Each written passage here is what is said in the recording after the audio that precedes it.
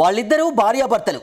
పాపం ఆ భర్త తన భార్య చేతిలో ఎంత నలిగిపోయాడో ఏంటో. భార్య నుంచి కోర్టు ద్వారా అధికారికంగా విడాకులు తీసుకున్నాడు. నేరుగా ఇంటికొచ్చాడు.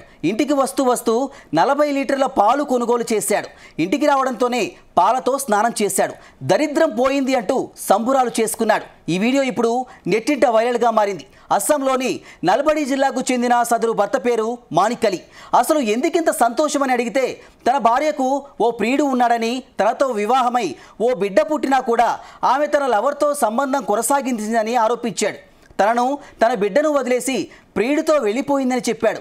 ఒక్కసారి కాదు 2 సార్లు అలాగే వెళ్ళిపోయిందన్నాడు. మొదటిసారి వెళ్ళినప్పుడు బిడ్డ కోసం ఆమెని క్షమించానని చెప్పాడు.